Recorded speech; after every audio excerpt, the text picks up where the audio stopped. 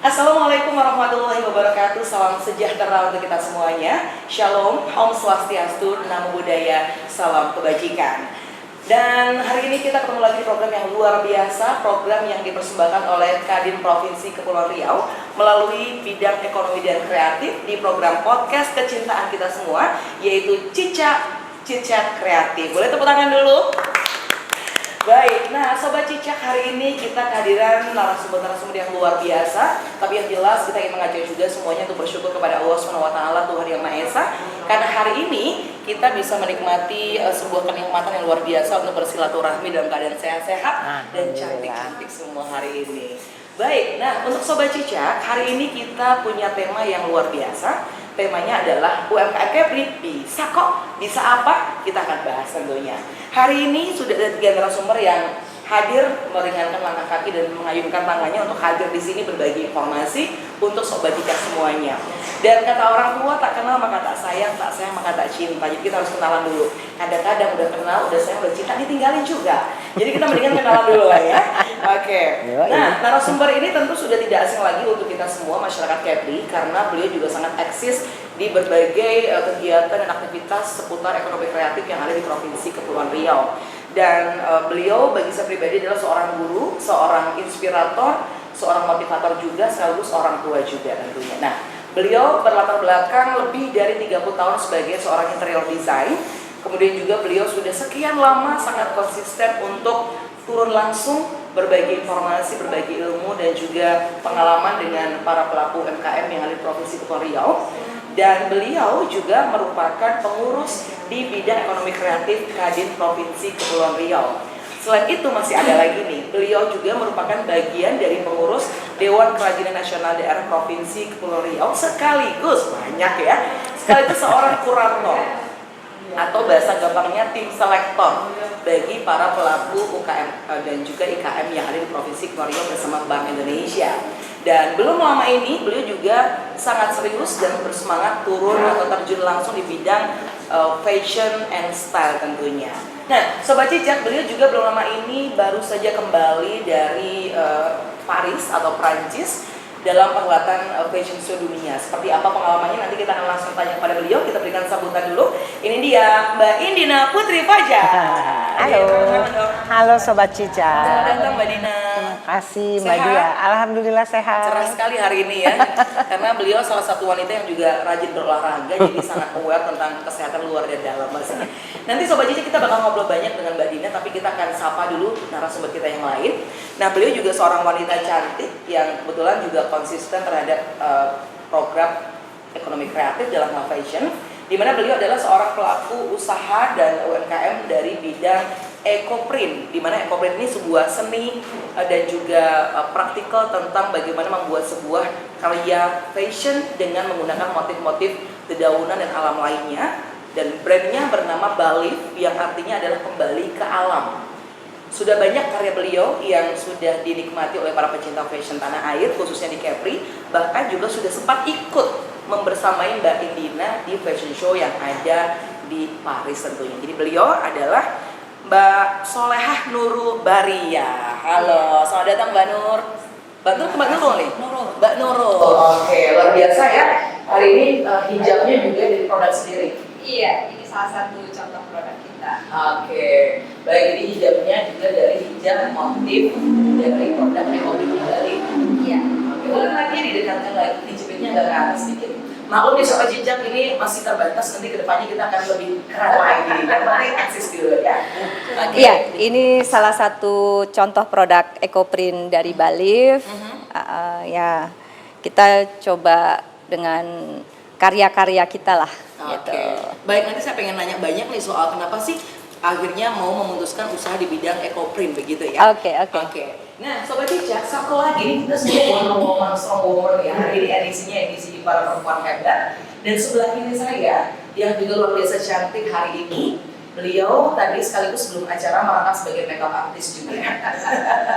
Nah, beliau ini merupakan owner dari usaha craft yang bernama Ilur Craft. Pasti sudah tidak asing lagi ya, karena produknya saya yakin banyak sudah digunakan oleh para pecinta kreativitas craft, khususnya dari rajut. Nah, beliau ini adalah kelahiran dari Bali, betul? Iya, benar. Putri dari Bali dan eksis di Provinsi Kepulauan Riau, bernama lengkap Iluh Eka Lindawati, betul? Iya, betul. Oke, aduh, cantik sekali. Saya agak minder jadinya.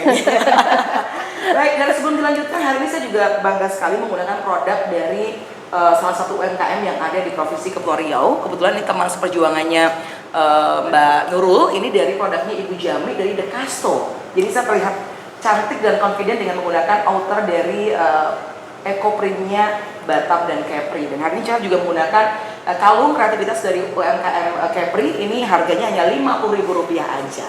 Luar biasa ya, Rp50.000 udah bikin saya cantik hari ini. Oke, nah Mbak Dina, Mbak Nurul dan juga Mbak Ilu, kita kan ngobrolin tentang UMKM Kepri bisa kok. Nah, mungkin teman-teman pengen tahu bisa apa sih gitu ya. Kita pengen tahu dulu deh ke Mbak Dina mungkin sedikit tentang Kadin Kepri itu, dikenalkan lebih lanjut lagi sedikit tentang Kadin Kepri dan perannya seperti apa nanti untuk teman-teman pelaku UMKM yang ada di Kepri ini. Silakan. Ya. Oke. Ya.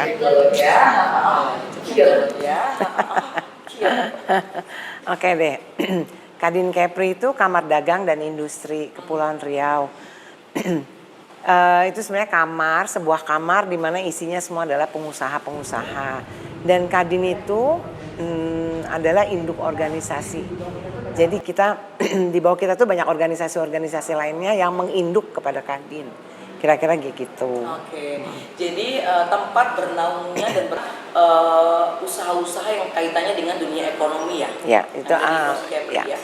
Oke, dan Kadin juga sangat konsisten untuk bisa membantu para UMKM ini untuk bisa go to next level gitu ya Mbak Dina ya. Salah satunya itu. Oke, dan salah satunya di bidang yang Mbak Dina geluti dan mendapatkan amanah di Kadin yaitu bidang ekonomi dan kreatif. Betul. Oke, dan ini program salah satu ya dari bidangnya Mbak Dina ya. Iya. Oke, luar biasa. Nah, teman-teman dari Sobat Cica yang saat ini dengerin kita, tentunya kita pengen tahu gimana sih bahwa UMKM Kepri ini bisa go internasional gitu ya, karena sejauh ini bangsa kita cukup intens mendapatkan influence dari luar negeri yang notabene jadi kadang-kadang dalam tanda petik kita mengkhawatirkan kalau sampai kehilangan jati diri gitu. Nah, mungkin saat ini kita harus lebih aware bagaimana kita juga memberikan penjajahan dalam tanda positif terkait dengan produk-produk UMKM untuk bisa merajai di pasar global, gitu ya Mbak Dina? Iya, betul. Oke.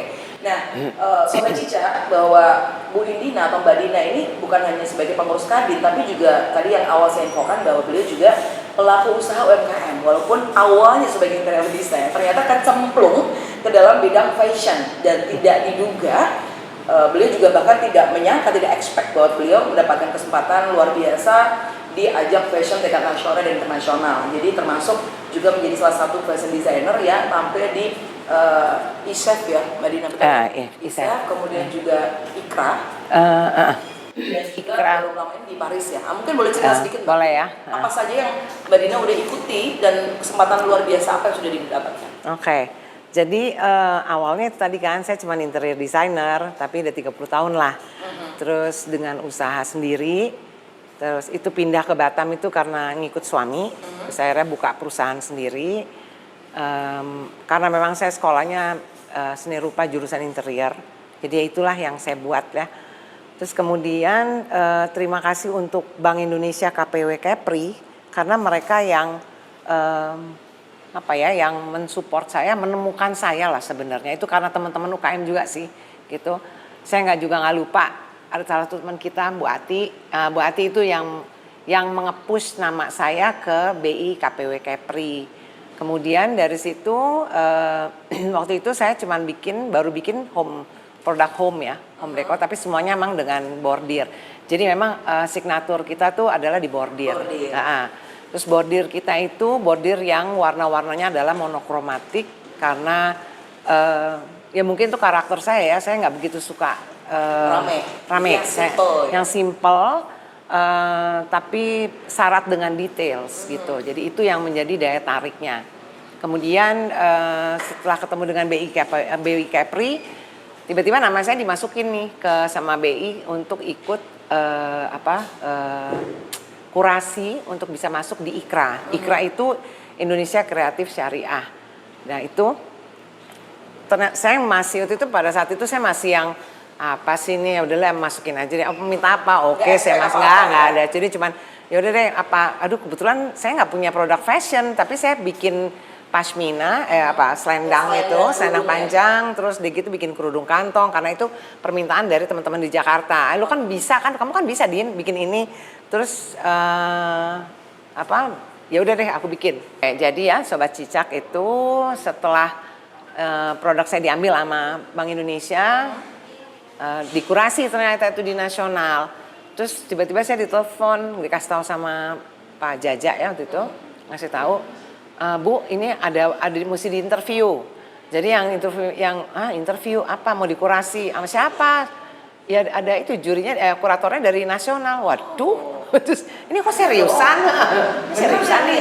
Kalau itu nggak kepikiran sama sekali. Udah ternyata calonnya ada 2 orang, dari 2. Jadi saya dengan 2 kandidat. saya dengan rumah Arios ya, batik Arios. Di situ ya udah selesai ya, terus saya nggak pikirin lagi. Saya sibuk dengan urusan sendiri. 2 bulan kemudian dipanggil. Ternyata yang lolos tuh saya gitu. Jadi wah, tuh nggak kepikiran. Terus habis itu udah itu masih yang oh ya udah gitu. Masih biasa aja. Terus disekolahin, ternyata kita dapat, tapi pada saat itu kan pandemi ya, 2020. Jadi online, sekolahnya online, hampir 1 bulan lah. Nah di situ baru saya ngerasa bahwa ini nggak main-main, ini kayaknya serius ya. Bener, soalnya harus bikin semua mengenai fashion. Dan di situ juga saya sempetin untuk belajar mengenai kain. Kalau secara overall design tuh sampai warna dan lain-lain itu, bentuk untuk ergonomik segala macam itu hampir sama lah dengan interior ya kayak gitu. Tapi dari bahan yang beda, karena bahan itu kan langsung kena ke kulit kan gitu. Dan orang tuh ada yang bisa sampai rash gitu ya, gara-gara kainnya bukan kain yang benar. Ya, betul. Akhirnya saya juga memutuskan, oke, kalau ini saya mesti serius ke sini, berarti saya harus menggunakan kain-kain yang memang eco-friendly. Karena memang juga skin friendly ya. Ya, otomatis skin friendly dan harus eco-friendly.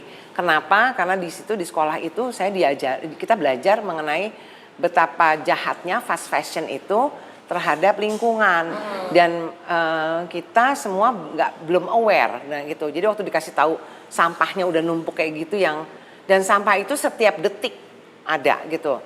Dan nggak bisa diurai. Jadi di situ yang saya baru kayaknya nggak bisa lah. Emang ya udah kalau memang saya mesti serius di fashion dan ya ini kesempatan saya dan saya ambil ini yang menjadi benang merah garisnya kita lah. Mengenai itu. Jadi begitu dapat kesempatan yang tak terduga ini akhirnya Mbak Dina memutuskan untuk harus maju serius dan akhirnya menjadi motivasi yang lebih lagi untuk bisa mempromosikan dan mengenalkan jenis-jenis fashion yang eco-friendly tadi ya. Jadi akhirnya berangkatlah ke yang namanya Ikra tadi. Ya, udah ketemu terus kita setelah sekolahnya selesai dan pertama saya masih agak jujur saya nggak confidence ya, karena ini buat saya juga tetap hal yang baru. Wajar sih ya karena first time gitu kan. Ya, dan nggak nguasain kalau bicara interior, aduh dia merem mata lah gitu. Udah itu udah di luar kepala. Nah ini mau belajar terus terakhir kita mesti presentasi nih, final presentationnya. Kebetulan saya dapetnya kuratornya Mas Ali Karisma. Beliau kan presidennya Indonesian Fashion Chamber. Galak, judes ya. Maaf lah Mas. Kalau Mas Ali denger ya. Aduh sumpah deh takut banget itu ya. Udah deg-degan banget sudah nyusun kan presentasinya. Berarti habis ini nanti kalau mau di-share harus di-tag ke beliau. Iya. Dengar langsung. Tapi aku udah cerita sama beliau waktu itu, aduh sumpah lah Mas, gue takut banget itu. Serewan banget kan. Sudah pas di presentasi mulus, alhamdulillah lancar. Dan beliau di endingnya cuma komentar 2. PR kamu cuma 2, digital marketing. Oke, iyalah Mas, itu bener ampun lah gue gitu bener ya. Terus yang kedua, harga kamu kemurahan. Masya Allah, saya sama gini, serius? Serius, kamu gak salah nih harganya segini? Enggak, gitu. Bener nih udah untung. Tahu gak sih kamu kalau jual kayak beginian di Tamsit itu, kamu naikin 3 kali kayak kacang goreng. Wow. Masa iya sih, kan masih nggak pede ya. Oh iya aja, ya mas, PR buat aku lah gitu. Terus aku nanya, kalau desain atau gimana? Enggak, saya nggak yakin kamu akan lebih berkreasi, berinovatif. Udah kelihatan dari garis desainnya. Oke. Ya, Singkat cerita udah dapat pemasukan dari beliau-beliau ahlinya tadi dan makin semangat lagi untuk ya. naik ke tahap Enggak juga. Oh enggak, belum. Pembuktiannya kan kepada market. Marketnya mau beli nggak? Kan itu kan? Iya betul. Nah, setelah itu ada ajang ISEF 2020 ya. 2020? Jadi kita mesti kirim baju 3, mesti bikin 3 baju. Waktu itu saya gini kan, saya cuma bikin ini keras-keras tangan. Nggak bisa, Mbak mesti bikin baju. Oh jadi total Fashion. looknya ada baju. Total sampai ya kalau ada aksesoris itu jadikan aksesoris. Ya udahlah, udah coba gambar. Terus gitu. Kebayang ya dari interior design langsung aplikasikannya ke fashion. Iya, itu nggak gampang gitu loh. Very different. Iya, terus dia gambar, terus saya pikir gini. Satu, saya mau ngangkat karena memang garisnya Prana itu karena kecintaan aku dengan semua ornamen. Ornamen di dunia itu, apalagi ornamen Nusantara itu kaya banget. Jadi itu warisan budaya yang luar biasa sebenarnya. Dan saya pikir itu bisa diangkat dan bisa dijual ke luar negeri, ke pasar global ya. Itu kalau dengan desain yang lebih sederhana, lebih simple Makin gitu. simple makin Ya, nah kadang-kadang kalau saya ngeliat fashion Indonesia sekarang suka terlalu ya mungkin asik ngegambarnya atau ngasih itu bikin mencampur ornamennya, akhirnya jadi terlalu terlalu rame, heavy. ya, berat ya, jadi mungkin karena kalau kita perhatikan orang di luar itu mereka simple tapi elegan aja gitu loh itu. Dan yang kedua yang perlu diperhatikan adalah maintenance. Itu yang suka teman-teman suka lupa bahwa kalau mau jual ke luar negeri itu maintenance nomor 1 karena dry clean itu mahal di sana gitu. Mahal, dan untuk mereka nyuci sendiri itu buang waktu ya. Perlu ekstra waktu. Paling mereka cuma punya waktu di weekend. Ya. Itu beberapa note untuk karakteristik yang disukai oleh pasar global. Tapi kalau misalnya balik lagi ke setelah Ikra kemudian ISEF itu berikutnya panggung apa lagi yang sempat didapatkan kesempatannya oleh Mbak Dina tuh? Kan Ikra, ISEF 2020 setelah itu ada lagi? Setelah itu belum, tapi saya ketemu dengan promotor di Singapura. Namanya Net Asia. Nah itu Bu Penny namanya. Bu Penny itu yang seneng lah sama produk saya. Pertama awalnya dengan home product. Terus dia ngeliat saya bikin baju. Jadi ini one of the loyal customer-nya Prana ya? Iya, dia seneng itu. Terus akhirnya udah sini deh, taruh aja di Singapura. Ternyata berjalan baik sampai masuk ke, itu produk kita masuk ke Metro. Metro Orchard sama Metro Woodland kalau nggak salah ya. Kira-kira gitu. Terus berkembang terus lah di Singapura gitu. Tapi akhirnya lebih ke fashion sampai sekarang. Jadi yang home-nya saya tarik, saya lempar ke Jakarta. Di Jakarta sambutannya lebih baik. Nah, nanti kita bakal ngobrol lebih lanjut lagi bareng Mbak Dina tentang bagaimana sih tips dan trik juga hal-hal yang penting untuk kita bisa go market global tadi ya. Tapi sebelum lanjut kita pengen dengerin dulu, nanti keburu ngantuk ini Mbak yang satu ini ya. Kan kita tanya dulu deh. Jadi Sobat Cicak, sengaja kita memang bener-bener pengen santai aja ngobrol biar edukasinya, ilmunya juga bisa diserapnya dengan lebih relax juga gitu ya. Nah hari ini kita masih ada di Iso Coffee yang ada di depan atau seberangnya Grand Batam, di mana ini salah satu tempat yang cozy buat kita ngobrol bareng-bareng. Jadi thank you untuk kalian yang sudah mau hadir di tempat kami di Iso Coffee, thank you. Nah kita ke Mbak Nurul dengan busana yang cerah ceria hari ini karena bersemangat untuk menyapa Sobat Cicak yang nonton gitu ya. Mbak, kan ini sebagai pelaku MKM yang kebetulan beliau berdua dengan Mbak Ilu ini belum tergabung di dalam membernya Kadin ya Mbak Dina, belum ya? Iya. Tapi menariknya, kok kenapa sih Kadin justru mengundang teman-teman yang belum bergabung, kan begitu ya? Artinya kita pengen tahu nih sebenarnya kesempatan apa sih yang dibuka oleh Kadin melalui Mbak Dina sebagai salah satu pengurus di bidang ekonomi kreatif kepada Mbak Nurul. Kepada Mbak Nurul nih, gimana nih ceritanya awal bisa ketemu Mbak Dina dan kerja sama bareng? Sobat Cica ya. awal ketemu dengan Bu Dina itu dari beliau sebagai kurator. Saya diberi kesempatan oleh BI untuk ikut kurasi. Kebetulan kuratornya adalah Bu Indina dengan Pak Ali ya waktu itu. Ya memang benar agak deg-degan sama lah, mirip dengan Bu Dina. Aduh kayak mana gitu kan. Karena saya jujur, saya bergerak di UMKM ini masih baru. Benar-benar fresh lah gitu kan. Kok tahu-tahu dikurasi, aduh diapain ini saya gitu kan, ada apa dengan produk saya gitu kan, karena saya jujur saya masih belum pede pada saat itu, belum pede gitu kan, sampai Bu Indina itu bilang, lah ini produk kamu udah bagus, kenapa nggak dijual dengan lebih terbuka gitu kan. Dari situ saya ternyata ya gitu kan, karena memang kalau apalagi kita sebagai produsen ya, kalau Ecoprint itu kan kita tidak pernah menemukan produk yang sama. Itu kelebihannya Ecoprint. Setiap detail produk per unitnya pasti akan selalu berbeda. Iya, selalu berbeda karena memang juga, walaupun dari kain yang sama, tumbuhan yang sama itu tidak pernah menemukan yang 100% sama. Oke, berarti ini original banget, tidak akan yang sama. Berarti harusnya menjadi satu keunggulan ya produk ini ya. Iya, itu kelebihan daripada Ecoprint ya. Selain bahan bakunya harus eco-friendly gitu kan. Nah, itu jadi di situ saya makin pede. Jadi teman-teman UMKM itu jangan pernah takut kalau dikurasi dan jangan pernah takut untuk menerima kritikan. Okay. Itu. Saya dapat clue ilmu baru nih ya. Jadi jangan alergi sama kritik ya.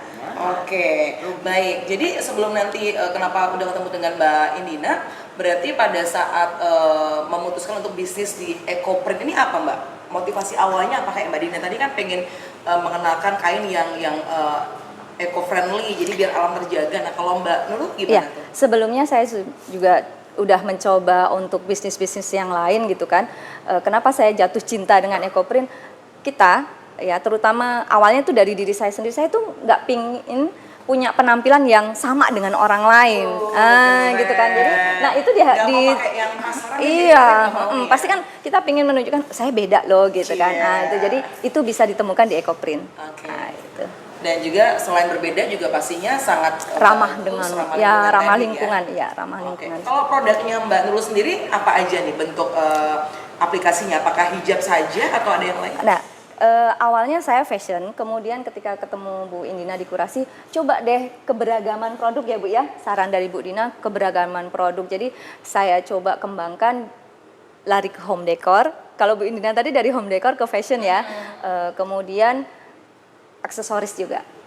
Jadi lengkaplah, isi rumah bisa diisi dengan Ecoprint. Oke, jadi sementara terkait dengan ilmu dari Mbak Nurul adalah jangan alergi kritik sama keberagaman produk ya. Oke, nah sebelum lanjut lagi kita ke sebelah dulu, ya. Soalnya beliau juga pastinya lagi ditanya apa nih ya, kira-kira.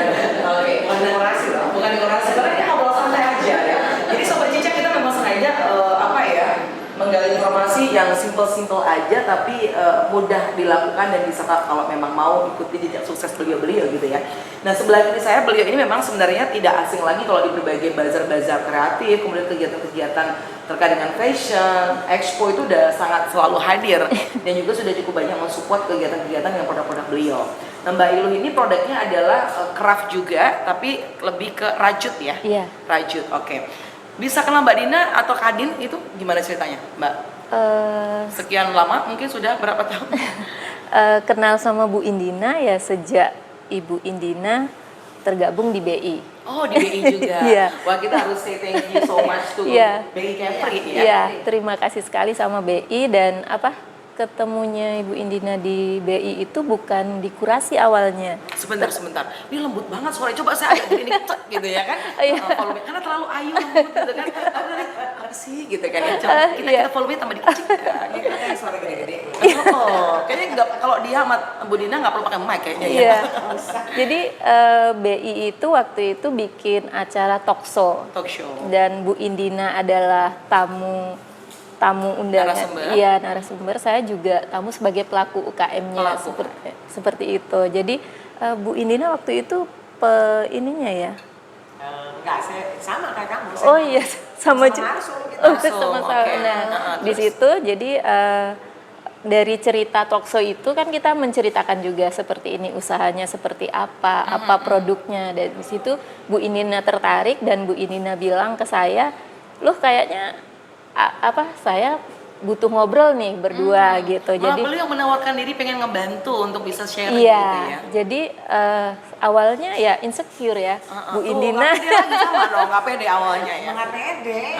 Iya karena Jangankan Mbak Ilo dan Mbak Nurul, tadi Mbak Dina juga kaget nggak pede juga dapat undangan. Berarti berawal dari ketidakpedean, tapi alhamdulillah endingnya keren ya. Iya, jadi saya juga melihat beliau kan cerita dari BI belum begitu mengenal Bu Indina, jadi mengenal juga dengan latar belakang beliau. Berarti Serem kan ya? sudah wah. Beliau adalah orang yang banyak pengalaman seperti itu dan saya dengan sedikit takut-takut WA beliau, "Bu, jadi ketemuan gitu." Jadi saya kapan Ibu ada punya janji, jadi saya ke rumah beliau. Nah, dari situlah kita ngobrol, terus Bu Indina menawarkan untuk kerjasama yang beliau ikra. Nah, itu awalnya. Jadi kolaborasi ya. Iya, langsung diajak beliau kolaborasi dan saya bawa sampel produk waktu itu dan beliau mau dibikinin. Saya punya produk Bu Indina seperti ini. Jadi untuk pelekat aksesorisnya itu adalah rajut. Iya, jadi dari segi warna waktu itu saya ingat sekali, kebetulan saya ada sepatu ready warna merah, tas juga warna merah, beliau mau, dan apa satu lagi ya waktu itu?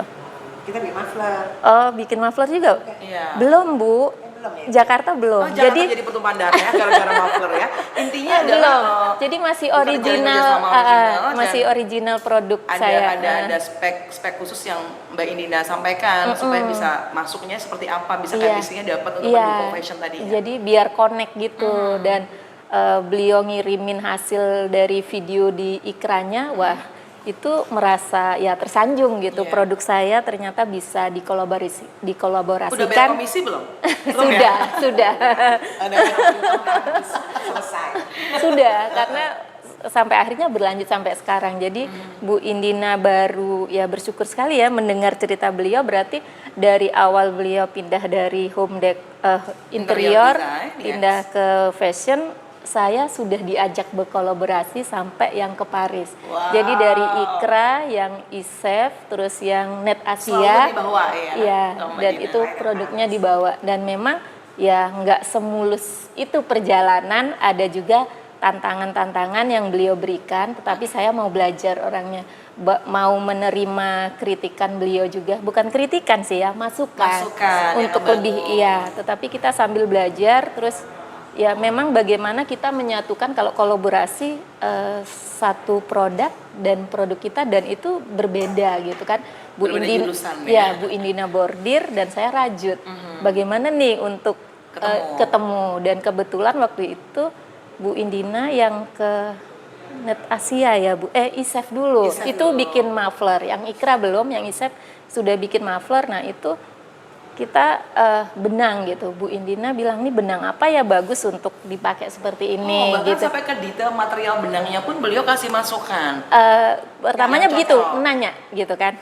Apa nih dipakai? Nah kebetulan waktu itu beliau salah beli benang untuk bordir. Jadi saya bilang saat ini tuh lagi tren di rajut itu benang jahit untuk dibikin rajut gitu. Jadi ada sekian ply benang rajut, benang jahit kita ini. Tetapi produk Bu Indina itu terlalu elegan kalau disatukan dengan benang jahit, nggak nyambung. Jadi kebetulan ada benang itu, "Bu coba pakai ini."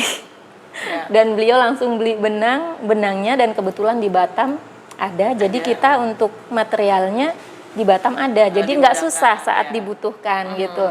Nah itulah, jadi ketemulah itu sampai sekarang dan benang itu terpakai. Jadi singkat cerita adalah adanya komunikasi untuk menemukan chemistry-nya biar bisa kuat, bisa nyambung, ini nggak jomplang atau mungkin bisa selaras lah, bisa saling mendukung satu dengan yang lainnya gitu ya. Tapi kalau dari kapan sih Mbak itu mau bisnis di Ilu Craft ini? Rajut itu dari kapan? Apakah emang dari kecil udah suka ngerajut, termasuk ngerajut kehidupan gitu, atau gimana? Kok akhirnya konsisten di sini gitu jalur bisnisnya? Apa emang mudah di potensial marketnya atau gimana? Sebenarnya kalau bisa rajutnya itu dari kecil gitu. Tetapi mungkin 2017 itu karena iseng-iseng sambil menunggu anak sekolah gitu. Jadi disitulah coba ngerajut dan akhirnya orang tua dari anak saya itu ngelihat kok bagus ya saya pesan. Nah gitu. Jadi dari 2017 sampailah berlanjut ke sekarang. 2017 ya, jadi kemampuan pribadi ya. Dan mohon maaf, ini salah satu hasil rajutan sendiri? Iya. Wow, besok-besok bawa 2 ya, Iya, satu siap, buat saya. Siap. Siap. Sobat Cicak, seru banget ya kita ngobrol bareng Mbak Dina, Mbak Nurul, Mbak Ilu yang ternyata beda-beda pengalamannya. Tapi kita mau take a break dulu karena kita udah mulai haus. Jadi kita bakal menikmati minuman-minuman yang ada di Iso Coffee kali ini. Dan nanti kita bakal ngobrol lagi barengan Mbak Dina, Mbak Nurul dan juga Mbak Ilu. Siap.